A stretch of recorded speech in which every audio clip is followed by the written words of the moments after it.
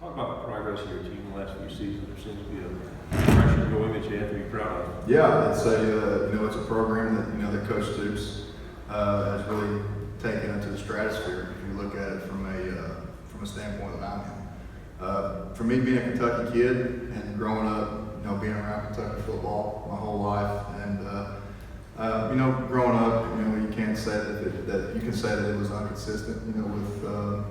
If we go to some bowl games here and then we fall off to maybe 3 or 4 wins, and then we get back to a bowl game one year and then back to 5 or 6 wins.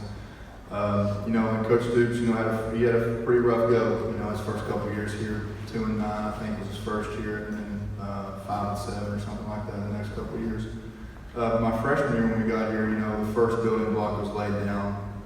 When we made our first bowl games was 2011, and then after that, the next block, was going back to a bowl game, back to consecutive bowl games. And I think that's one thing, that BBM was looking for. More importantly, was just consistency from our football team.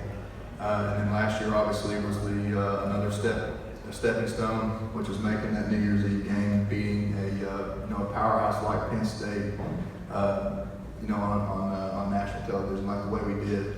And a lot of people, now say that, well, you lost Josh, you lost Benny, you lost your whole secondary, basically. So they pick us to lose so many games. They give us 1% chances to win the East. They say all this stuff and that. But what they don't realize is that, you got a straight view of Josh and Benny and all the guys we had because of how dominant they were during the season. Because you didn't get to see the guys behind them because of how dominant Josh and Benny and those guys were. And you got to see a little bit of them. I mean, you got to see Kavosier Smoke and Chris Rodriguez against Louisville. Both of them had unbelievable touchdowns that showed unbelievable power and speed. That just like Benny has. And I got to go against them every day, in the scout team period. And Kavosier is he's like a little bowling ball, man. He runs hard and he runs fast, and when he hits you, you're going to feel it.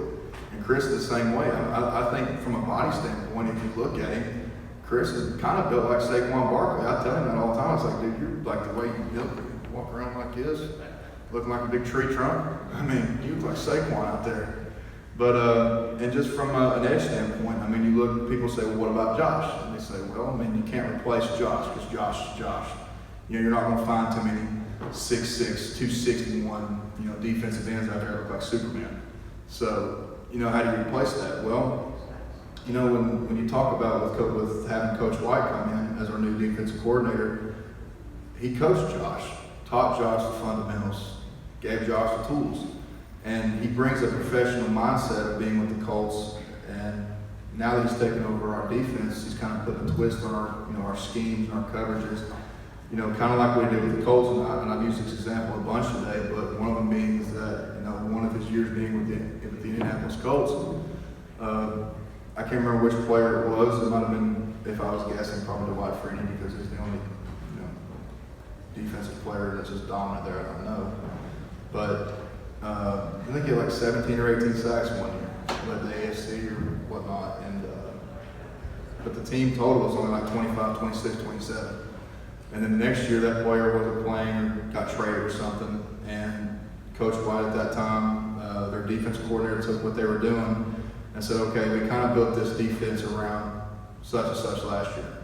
Kind of like how our defense is kind of built around Josh. I mean, because if you look at all of our, because we're a 3-4 defense, and we have a fourth rusher. 9 times out of 10, the fourth rusher is going to be the jack because it's Josh. I mean, why wouldn't you rush him? Look at him and look what he can do.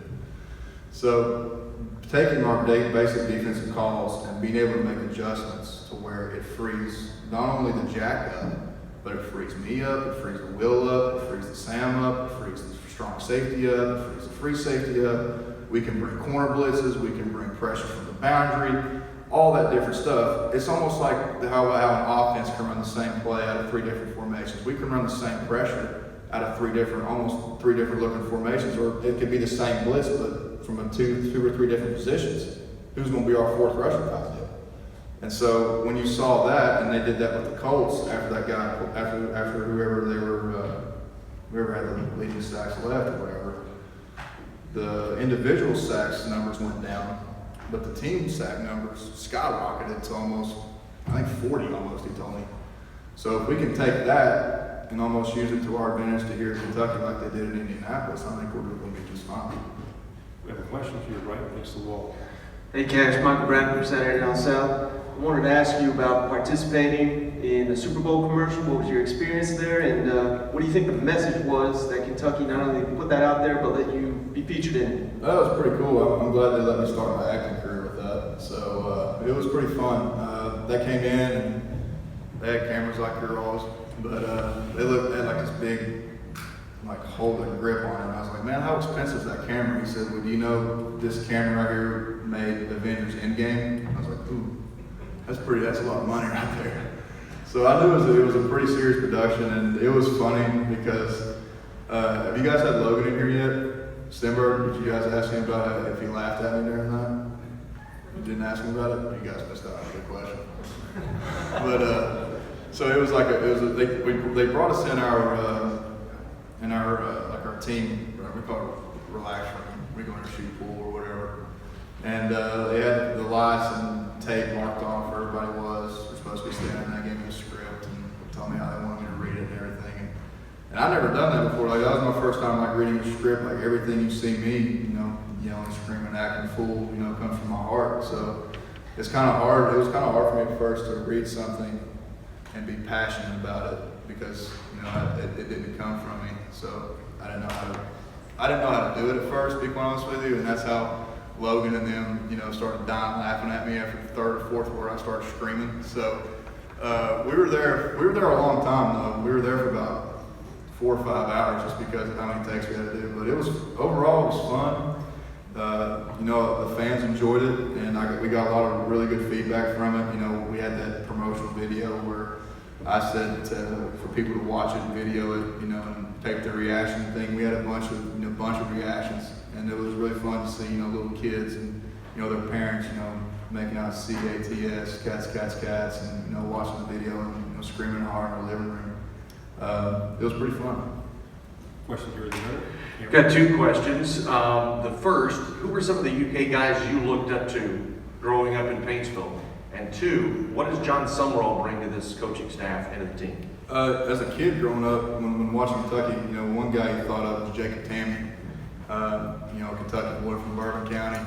Now he, conducted himself, not only on the field but off the field as well, and how hard he played.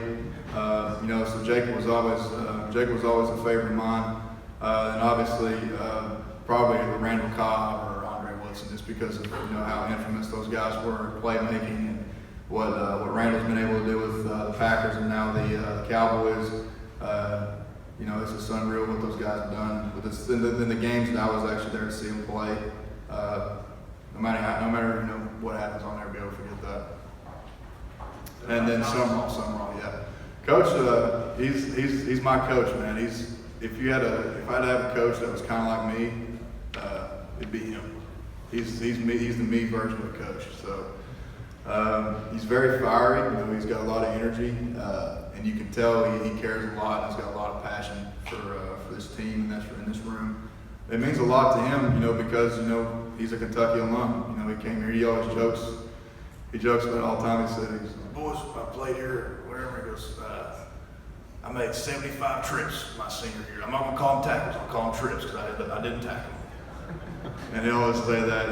He keeps the room lightened up, man. And it's and I think it helps young guys learn because if it's an easy setting to learn in, that kind of environment where the coach isn't always just going to go off on you for the slightest mistake.